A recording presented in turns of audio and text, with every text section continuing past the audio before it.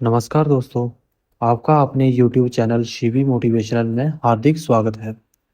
अगर आपको टॉपिक पसंद आए, तो प्लीज़ चैनल को लाइक, फॉलो और सब्सक्राइब जरूर करें। तो दोस्तों, आज का टॉपिक है विश्वास और समर्पण में सब कुछ है।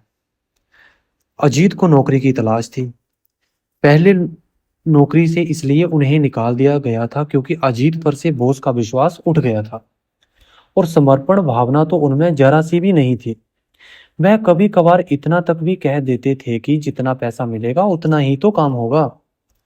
यह कहना गलत ना होगा कि अजीत की सोच बॉस के प्रति नेगेटिव थी। अजीत को जब 2 माह तक कोई जॉब ना मिला, तब वह कुछ ज्यादा क्रोधी और चिड़चिड़े स्वभाव के हो गए। उनकी पत्नी काजल घरेलू महिला थी, लेकिन वह बहुत ही मेहनती, कर्मठ और अपनी जिम्मेदारियों के प्रति समर्पित महिला थी। वह काम से फुर्सत मिलने पर छोटे छोटे बच्चों को पढ़ाने का काम भी करती थी और उससे जो पैसे मिलते उन्हें घर के सामान खरीदने में खर्च कर देती थी। एक दिन अजीत थक हार कर घर वापस आए तो उनका उतरा चेहरा देखकर काजल ने कहा, तुम भला कैसे टूट हार सकते हो? तुम तो अपने आप को सब कुछ मानते हो। क्या हुआ? आज भी कहीं बात नहीं बनी? अजीत बोले, नहीं, समझ में नहीं आता। मैं इतना पढ़ा लिखा हूं, फिर भी मुझे आसानी से कहीं जॉब नहीं मिल रहा। समझ में नहीं आ रहा मैं क्या करूं। आज अजीत दिमागी तौर पर परेशान व दुखी थे। काजल उनके पास आते हुए बोली, लेकिन मेरी समझ में आ रहा है कि तुम्हें क्या करने से जॉब मिल सकता है। अजीत थोड़ी देर के लिए घबरा गए, फिर बोले, हाँ, बताओ तो सही। अजीत लगभग खींचते हुए बोले, तुम कहीं भी जॉब करो, बस ये 2 बातें याद रखो। किसी का विश्वास नहीं खोना है और अपनी जिम्मेदारियों तथा कार्य के प्रति पूर्णता समर्पित रहना है। काजल के इतना कहते ही अजीत अजीब सा मुंह बनाते हुए बोले, क्यों? क्या मैं समर्पण भाव से अपना कार्य नहीं करता? मैं इतनी गहराई तक जाना नहीं चाहती। मैं तो बस इतना कहना चाहती हूँ कि जब तक किसी भी व्यक्ति में अपने जॉब के प्रति समर्पण भाव उत्पन्न नहीं होगा, वह अपने जॉब के साथ दिली रूप से जुड़ ही नहीं सकता। और जब तक वह अपने जॉब के साथ जुड़ नहीं सकेगा, तब तक बॉस का विश्वास भी वह जीत नहीं सकेगा। तुम मेरे पति हो तो क्या हुआ? सच जो है उसे मैं कहने में संकोच नहीं करूंगी। किसी का विश्वास हासिल करना और अपने कार्य पर जिम्मेदारियों के प्रति समर्पित भाव रखना ऐसी खूबी है जो आदमी को महत्वपूर्ण बनाती है। काजल ये कहकर चुप हो गई। अजीत को काजल की बातें अच्छी तो नहीं लगती, पर वह 2-3 महीनों से बेरोजगार थे, जिससे काजल की बातों का विरोध नहीं किया। उन्होंने बस इतना ही कहा, शायद तुम ठीक हो, मैं गलत हो सकता हूँ। तुम गलत हो सकते नहीं, बल्कि वास्तव में ही गलत हो। अजीत, तुम्हें आत्म मंथन की जरूरत है और तुम्हारी पत्नी होने के नाते मैं यह नेक सलाह दे रही हूँ। काजल यह कहकर बरामदे में आ गई और बच्चों को पढ़ाने लगी। अजीत बेडरूम में आए और वास्तव में ही आत्म मंथन करने लगे। सोचते सोचते वह एक जगह पर आकर अटक गए और स्वयं से बातें करने लगे। काजल का ये कहना सही है कि मैं अपनी जिम्मेदारियों को समझता नहीं हूँ, इसलिए किसी भी कार्य से जुड़ नहीं पाता हूँ। कार्य से जुड़ाव ना होने के कारण ही आज तक मैं किसी संस्थान के प्रति समर्पित नहीं हो सका। मेरी नौकरी छूटने का शायद कारण यही है। यह सोचते ही अजीत काफी उत्तेजित हो गए और बेडरूम में उठकर धीरे धीरे टहलने लगे। आज उन्हें नींद नहीं आ रही थी। अगली सुबह वह जल्दी उठ गए और नहा धोकर काजल के पास आकर खड़े हो गए और बोले, तुमने मुझे जिंदगी को जीने का तरीका बताया, धन्यवाद। अजीत ये कहकर घर से निकल गए। एक कप चाय पीना भी जरूरी नहीं समझा। पीछे से काजल ने 1-2 बार आवाज भी लगाई, पर अजीत ने कोई ध्यान नहीं दिया। आज उन्हें ना तो प्यास लगी थी और ना ही भूख। वह तो आज अब तक की सारी शिकायतें दूर कर देना चाहते थे, लेकिन इतना आसान घाटे की भरपाई करना थोड़े ही था। अजीत ने कई कंपनियों में नौकरी के लिए आवेदन दिए। अंत में एक कंपनी के बॉस ने अजीत को अपने कैबिन में बुलाया और पूछा, इतने पढ़े लिखे हो, पर्सनैलिटी भी आकर्षक है और कार्य करने का अनुभव भी है, फिर तुम्हें नौकरी अभी तक क्यों नहीं मिली? बॉस के ये सवाल करते ही अजीत का चेहरा उतर गया। वह गलत जवाब देकर इस जॉब को छोड़ने के मूड में नहीं थे। बहुत सोच समझकर अजीत ने सवाल के जवाब में कहा, सर नौकरी तो मिली, लेकिन दूर होने के कारण मैंने ज्वाइन ही नहीं किया। इसके अतिरिक्त और भी कोई कारण था? बॉस ने पुनः एक सवाल दाग दिया। मैं किसी भी कार्य के प्रति अब तक समर्पित नहीं रहा हूँ, जिससे मैं किसी का विश्वास नहीं जीत सका। संभवतः मेरे इस अवगुण के कारण ही मेरा जॉब छूट गया।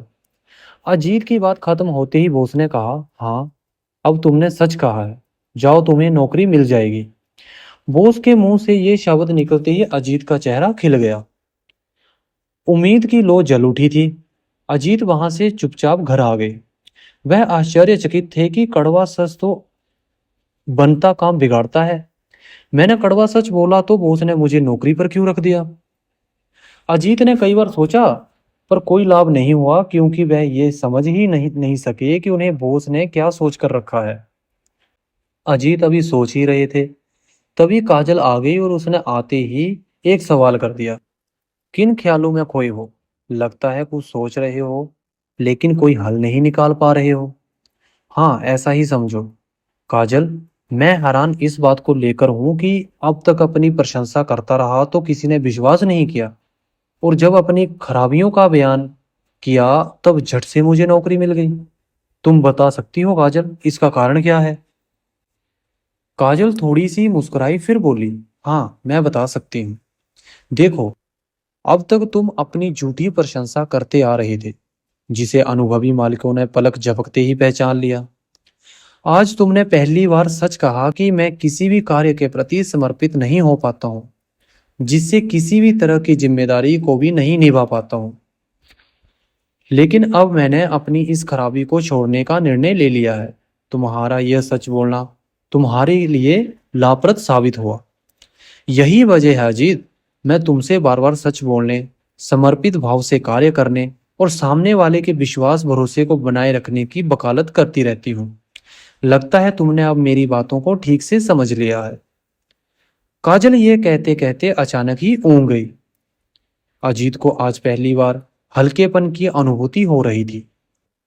उन्होंने आज ये समझ लिया था कि सच बोलकर और गंदी आदतों को छोड़कर स्वयं को स्वस्थ और सुखी रखा जा सकता है।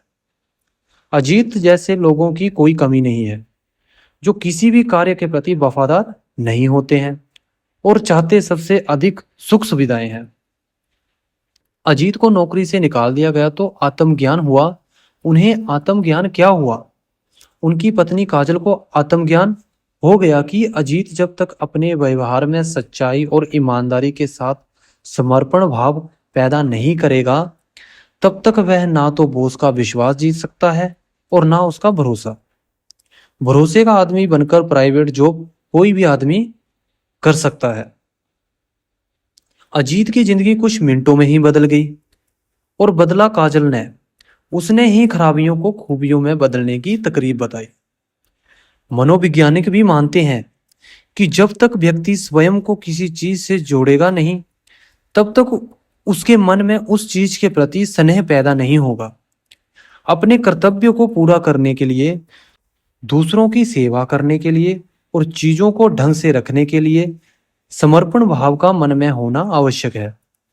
आप किसी भी कार्य या किसी भी चीज या किसी भी रिश्ते के प्रति समर्पित नहीं है, तो समझिए आपको सफलता नहीं मिलने वाली। अजीत जैसे बहुत से लोग हैं जो कई तरह की दक्षताएं रखने के बावजूद एक असफल व्यक्ति हैं, हताश और निराश होकर जी रहे हैं, लेकिन स्वयं को बदलने के लिए तैयार नहीं है। अंत में दोस्तों, मैं आपसे यही कहना चाहता हूं कि समर्पण प्रत्येक प्राणी के लिए अत्यंत आवश्यक भाव है। यही वह भाव है जिसके माध्यम से हम अपने आत्मीय जनों के प्रिय बन सकते हैं।